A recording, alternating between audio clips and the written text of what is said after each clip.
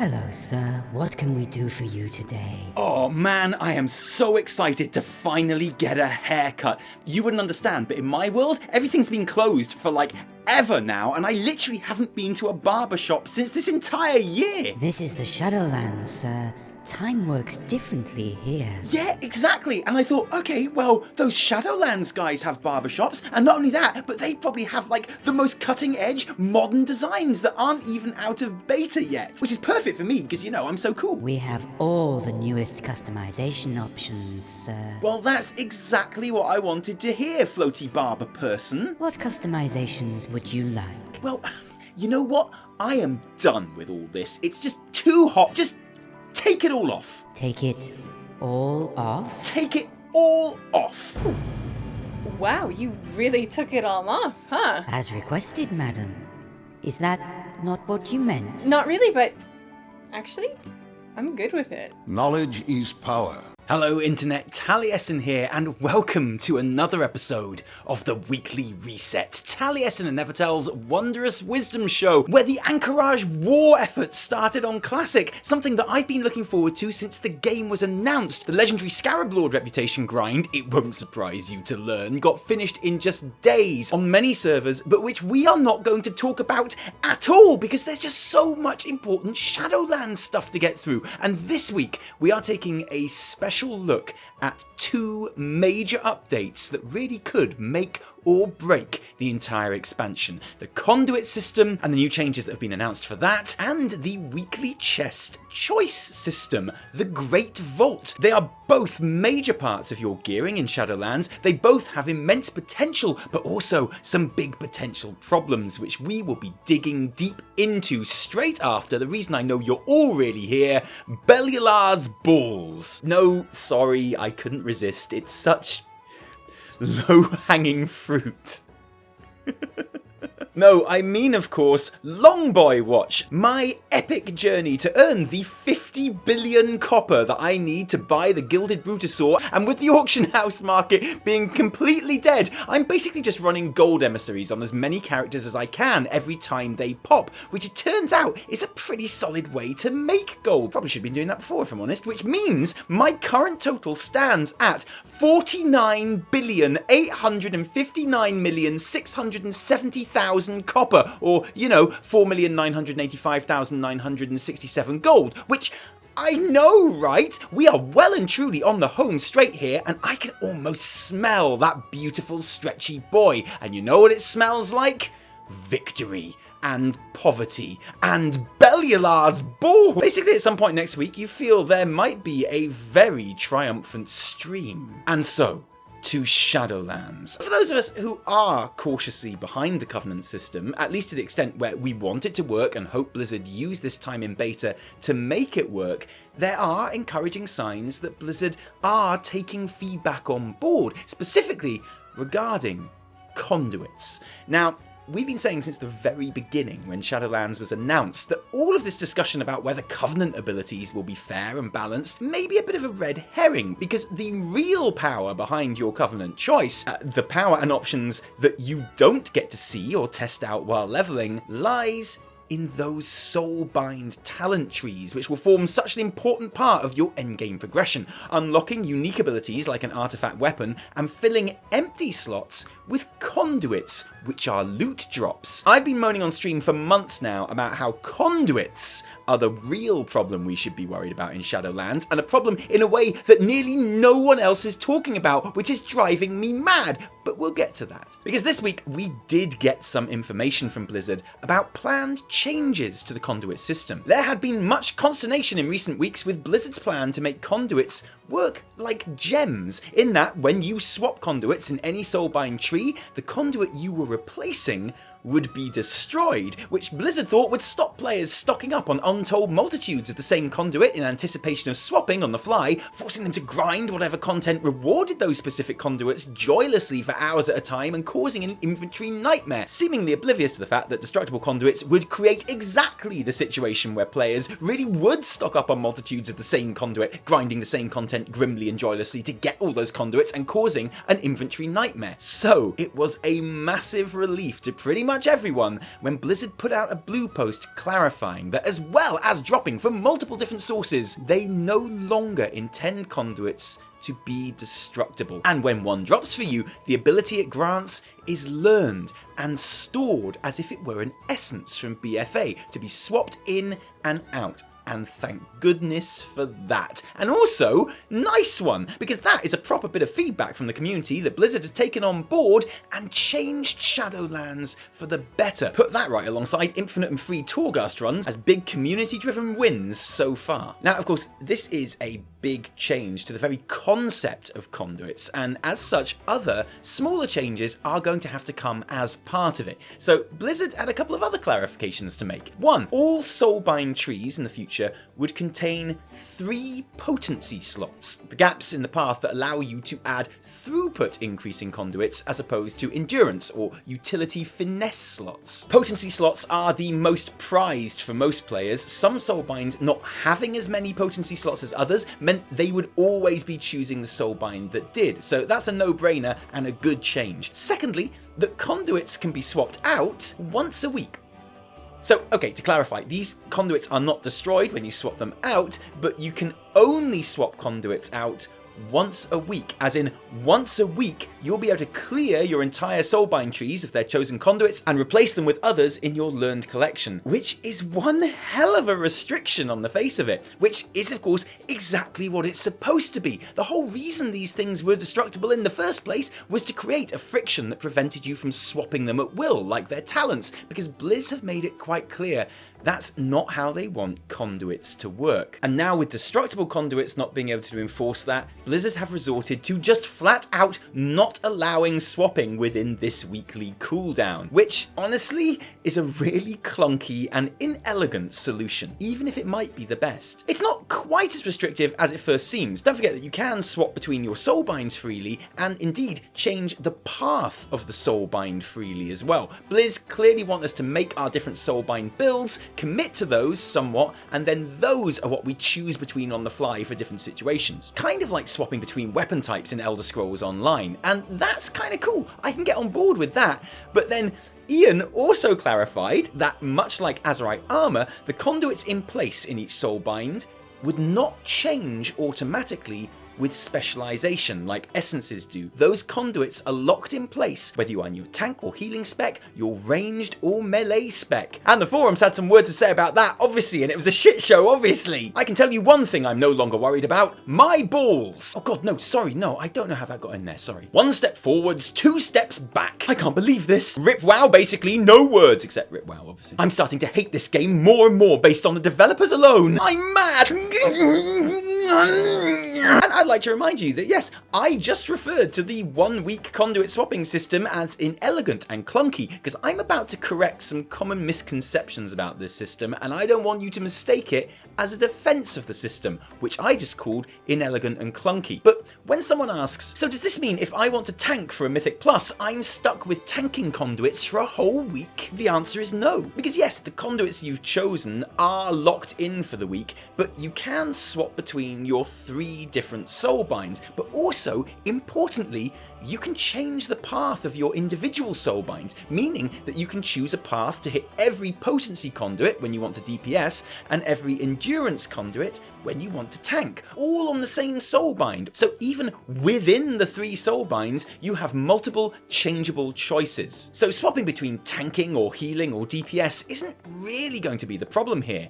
What is going to suck is if you want to swap between different DPS specs, because most potency conduits are spec specific. So if one soulbind is full of, say, affliction conduits, then it's not going to be much use for demonology. And in that case, yes, you're going to want to specifically create a soulbind each for your 3 different DPS specs, which isn't a world-ending disaster, but it is annoying and clunky and inelegant. I can see why Blizzard are resistant to conduits changing with your spec, but I think they should change it so that they do. And to be honest, I think Blizzard are going to continue to make plenty of changes to this system before it goes live, and I wouldn't be surprised if that's where it ends up. And like I said at the start, as far as I'm concerned, that's not even the real problem with Conduits anyway. The real problem here, the one that I've been yelling into the void for months on my stream and that no one else seems to care about, is that these mofos have an item level.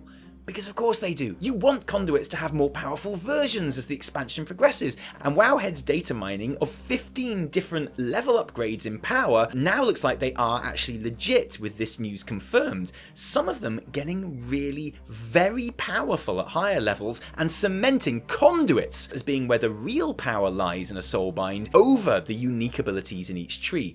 Which is actually good, since Conduits are almost all universal, as in it doesn't matter what covenant you're in. All mages, for example, have access to the same Conduits, with very niche exceptions. And of course, it's going to be cool to do higher level content and get a higher item level version of your Conduit drop. So why am I dreading it? Well, because it appears to lead us head first straight back into what I consider to be one of the worst aspects of BFA gearing, what I call tier farming. Because look, I know how WoW works, I've played it before. Every new tier there is a whole ton of new gear to collect, which is better than the gear you are wearing. And with the launch of a new patch, you have to go out and get it all. PvP for it, or go into the new raid and kill the new bosses, or even craft it, you sicko, whatever does it for you. And that's great, that's how MMOs work. That's literally one of the things which is fun about WoW for most of us. The other thing being transmog. There's collecting the gear, and then there's transmogging the gear, and that is the beginning and the end of fun in WoW. But that's where every tier you are farming new gear. Where that cycle isn't fun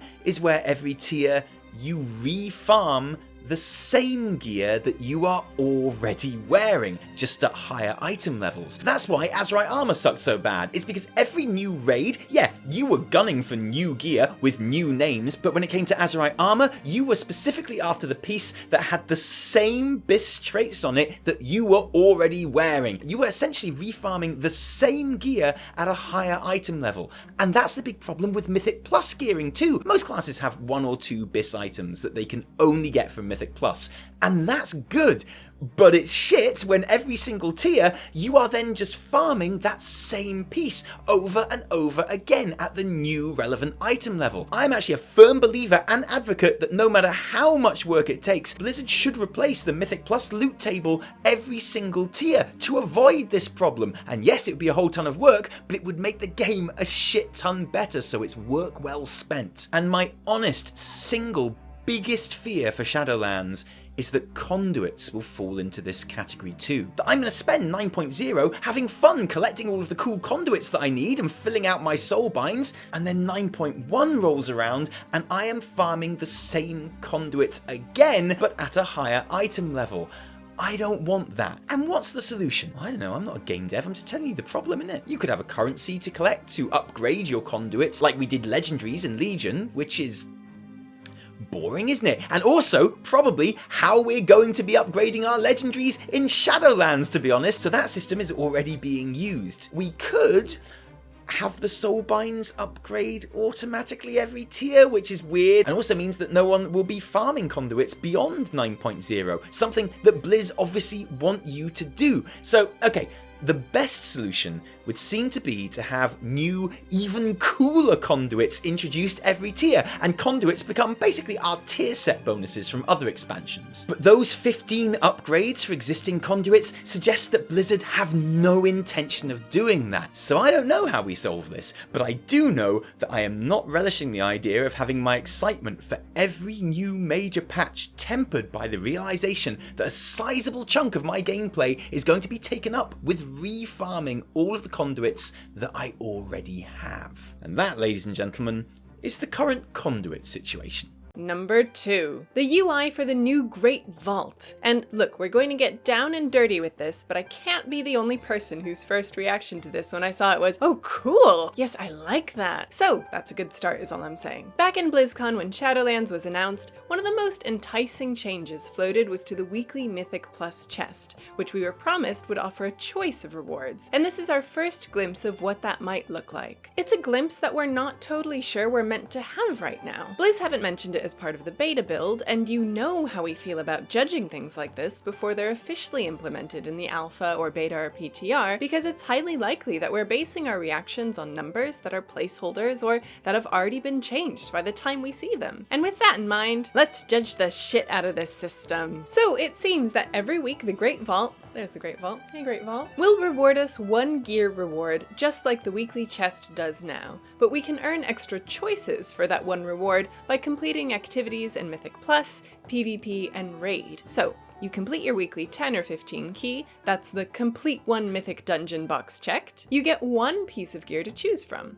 Or to have, I guess. Complete 5 Mythic dungeons, you tick the next box along. At the end of the week, the Great Vault is going to offer you 2 pieces of gear to choose from. Complete 15 Mythic Plus dungeons. Lol, yeah, no, I know, we'll be back for you 15 dungeons. And you get the idea. The raiding boxes require you to beat 3, 7, and 10 raid bosses respectively. And the PvP boxes require 100, 150, and 250 conquest points to be earned. So, based on this bare minimum of information, I have some questions. 1. Does this mean we will be getting a separate raid, mythic dungeon, and PvP chest at reset, with one reward from each if we've ticked a box in each section? No. The text at the top of the UI is clear. You only get one reward from the Great Vault. All these activities just give you an extra item to choose your one reward from. A good way to remember this is to think of it like Bellular's balls. You only get one. Okay, so is the gear you can choose from taken exclusively from the Mythic Dungeon loot table like it is now? Or will there be raid and PvP items in there too? The answer to that is, we don't know. I think when Ian first mentioned it at BlizzCon, most of us assumed it would just be dungeon loot, like in BFA. But if you talk to caretaker Katol in Oribos outside the vault itself, they tell you that the vault will assess your needs based on which activities you have taken part in, which certainly suggests that the PvP and raid activities will award PvP and raid gear items to choose your one reward from. That's especially interesting from a raid point of view, where an extra piece of guaranteed mythic raid gear per week could really be a big deal, especially if you get to choose between 3 pieces of mythic raid gear. So, next question. How is the item level of each choice decided? Because right now in BFA it's simple. Your one piece of gear in your weekly chest corresponds to your highest mythic dungeon of the week. But this is a bit more complicated. For this, we can look to some more string data mined by Wowhead, and obviously we're linking all the relevant articles in the description for you to check these out yourselves. But if these strings are to be believed, which obviously they are not because they're just data mined things, not even actually in the alpha yet, so we can't judge them even though that's exactly what we're about to do, then PvP options will be based on your highest bracket win of the week. The raid choices appear to be based on the difficulty that you killed the bosses on, and the dungeon rewards will be based on the lowest key from your top X keys.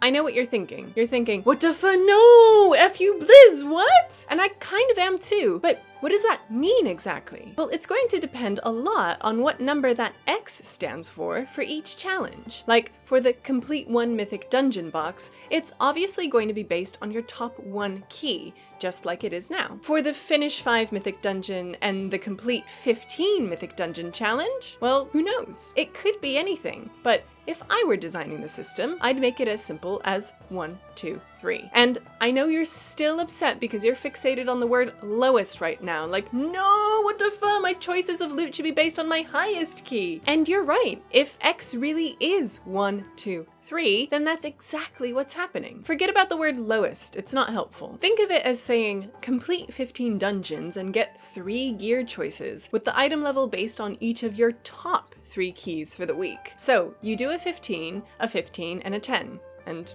12 zeros? Your choices in the vault are 2 max level pieces and a level 10 piece. You complete 3 plus 15s and 12 mythic zeros? Your gear choices in the vault are all max level. Is it unfair to ask players to complete 3 plus 15s to be able to choose between 3 max level pieces of dungeon loot at reset? I don't. I think that's a pretty sweet deal. Is it unfair to give someone a choice between a level 14 piece, a level 12 piece, and a level 9 piece if their highest 3 keys of the week were a 14, a 12, and a 9? Again, I think that's totally fair. I think it's actually a pretty good deal. And it's not going to stop high-level players helping out their friends in lower keys, because as a high-level player, all you need is your 3 15s for the week to get your 3 max level choices. And then you can do 12, 20, or 100 mythic zeros, and it wouldn't hurt you. In fact, it might even encourage higher level players to help out if they've already done their 3 plus 15s and just need to bop out lower keys to hit their numbers. That is, of course, so long as the X really is 1, 2, 3. If it's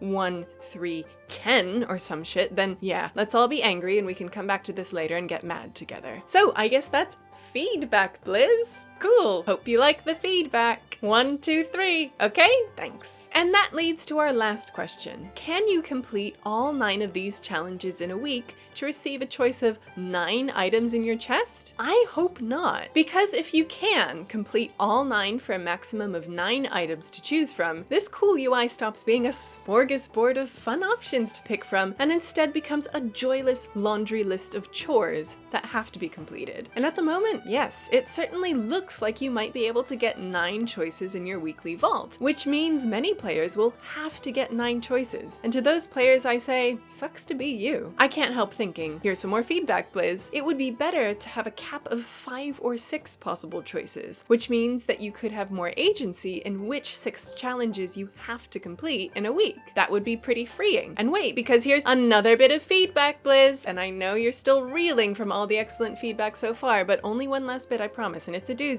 I also think the vault should not include raid loot. And before you get angry with me, hear me out. If you kill 10 mythic raid bosses, you already have a pretty high chance of receiving a few pieces of max level raid gear even without your weekly chest. But you can complete 15 mythic 20 keys and you won't have had a single max level item awarded to you, because the only way you get max level dungeon gear is in your weekly chest. Have the PvP activities grant PvP gear choices? Fine, but have both the dungeon and raid challenges award dungeon loot choices. I just think that's going to be a whole lot more useful to people in the long term. Wow, that was more feedback than a Mogwai album. So I think it's time we stopped making up rules for this system that we don't know anything about, and then getting happy or angry about the rules we just made up ourselves. But I think the framework is here for a really cool and engaging system, which even in a worst case scenario, only ever gives players more options than they have right now in BFA. And that's gotta be good, right? Yeah, it's good. Just remember what you thought when you first saw this. Ah, cool. Another interesting piece of news today was that we got our first look at how you change covenants. Ooh. Okay, because that's a big deal where everyone's assuming like, oh, I'm gonna have to change covenants all the time. Like, everyone's assuming that their covenant's gonna end up being rubbish, right? Yeah, and that they're probably. gonna have to be like, oh, I'm gonna have to change covenants all the time because Yeah. Blizzard, they can't balance anything. And that might well be true. I'm not denying it. So it was interesting and Blizz have always said that like, leaving a covenant's really easy. It's joining it which is Right. hard. So we did some experimenting on the beta this week on stream. How did and we that saw go? we saw just how easy it was to leave. Was it? Yeah, it's like really good ghosting, okay? You know when you go out with someone, okay, no. and like you decide you don't want to go out I with know them how anymore. ghosting works, okay? I've been there. You don't need to bring this up again. Like, you know when you go out with someone and you decide you don't want to go out with them anymore, okay? But, you know, what you do is instead of like splitting up with them and then going to find someone else, you kind of find the other person first. Like you find the replacement before you move on. Wow. You know? That's strategy. Yeah, I know. Like that, you know, I hear that's something that some people sometimes do. And that's exactly how you change covenant. You never even mention it to the covenant that you're leaving. Really? Yeah, totally. You kind of just like sidle up Yeah, next to you're the next like, covenant. And they're you're like, I love "Okay." being in Kyrian. Kyrian's so good. Oh, what an Hey. amazing time I'm having. And then you're like, hey, can I be a Necrolord? And the Necrolord guys are like, well, you were pretty cool in those leveling quests. I can't help noticing, though, that you're already in a covenant. And then you're like, yeah, no, screw those guys. I'm Necrolord all Oh the my way. god, so basically they like make you give an ultimatum to your other covenant. No, you never have to mention it to your Oh. other covenant. So you just go, yeah, I know, but I'm, you know, it's not really working out. The Kyrian, they just don't understand me, you know, not like you do. Yeah. So I'm thinking maybe I can just be a Kyrian. And they're like, okay, sure, yeah, right, well done. Well, go and do the quests that make you a Necrolord then, like you would if you've chosen us the first time, and then you just go and do those, and you're not Kirin anymore. Oh my god, wow. And you never have to mention it to, like, presumably you send them a text and then like, sorry guys, it's not working out, you know, I'm blocking you on all social media. So, like, and that's super easy, and the thing is, right, at the moment, I'm sure it won't be like this, but at the moment on beta, you can do that. Hey, can I be in your covenant instead? And then they're like, but you're already in Kirin. And, yeah, can I be in yours instead? And they go, yeah, sure. You can do that with all 3 of the other covenants. And they give you the opening quest each time. So you can be like, you're Kirin, but you've also like organised to join all the other 3. Yeah. It's like an episode of Cheers or something where someone's having a date with 2 different girls at once, and they have to keep going to the toilet to change and then go somewhere. It's like Mrs. Doubtfire, you know. So and then we thought, okay, well if you can get the intro quests for all 3 of the other covenants, is it possible to join, like literally join 2 covenants at once? And we did manage to join the Venthyr and the Kirin. Okay, that's not going to stick around. Because Kirin, you can join and get your first ability without having to go to the Sanctum. Because if all the other examples, if you're in another covenant, like you go to the Sanctum to try and join and it just kicks you out. But Kirin, you can do it before you go to the Sanctum. Like, because you get your first ability, you get your little Swolkin slave, and then they fly you up to the Sanctum, and then they chuck you out. So we were Venthyr, we had our Venthyr abilities, and then we went to do our Kirin quests, because we'd already organised that in advance. We'd already accepted those quests before we joined Venthyr. And then we went to Kirin, and we were like, hey, I'm here to do those quests like you asked me to. And they were like, you've got 2 Venthyr abilities. Never mind, here. And they do it, and they're like, here you go, have the Swolkin ability. And you're like, oh, I'm going to have 3 abilities. But that one doesn't appear in your book. Okay. But I was technically in 2 covenants.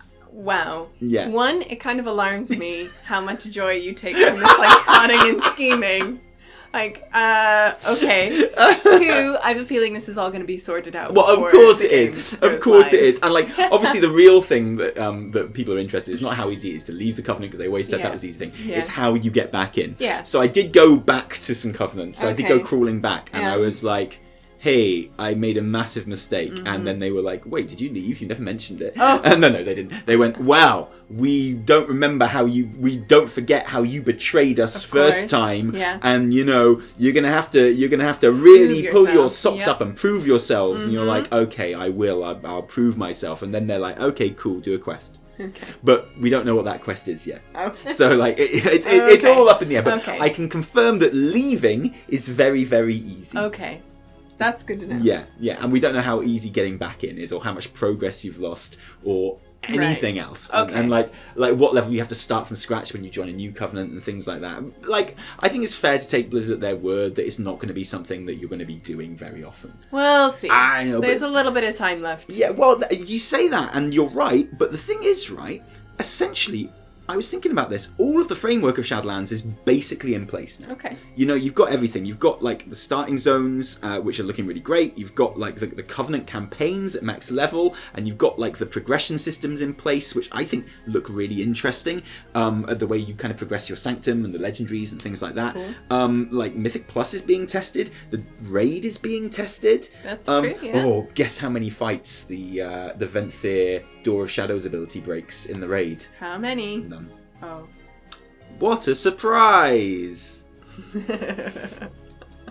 It's like, look, I'm sure there will be 1 or 2 fights where it proves really useful, but like, everyone was like, the Venthyr Door of Shadows ability, it's going to break the game. It's going to break the game. You're going to try and load up Shadowlands, and it will break because you've got the Venthyr Door of Shadows. You won't be able to do it. And some people were like, do you think they might know that ability exists and not design bosses that can be broken from it? And people were like, well, that sounds unlikely. No, I'm pretty sure it's going to break the entire game. I'm sure there'll be like some cool Mythic Plus skips with it and stuff. Sure. I'm sure like there will be some. It will be useful, but it's not going to break the whole game. It's fine. I can't wait to be proven wrong about that one. Yeah. I can't wait for people to come back and be like, do you remember you said it wouldn't break the game and it totally did? Maybe next time listen to Preach, Taliesin, you idiot. And thank you for joining us today. If you like this video, don't thank us. Thank our patrons who give their actual real life money to make all of our videos happen. And patrons might have new house tour coming up for you soon. As well as the standard Q&As, which we're definitely doing 2 a month of now. Definitely. Okay? Almost there. No, we're committed to it. I've got a tattoo saying 2 a month Q&As. house tour, smaller letters underneath. If you didn't like it, downvote the shit out of it. Remember, my name is Frasley. No, my name is Taliesin from me. And me, Evitel. And Nyrin as well, who's sleeping. He's such a good boy. He's such a good boy. So good. Cheerio.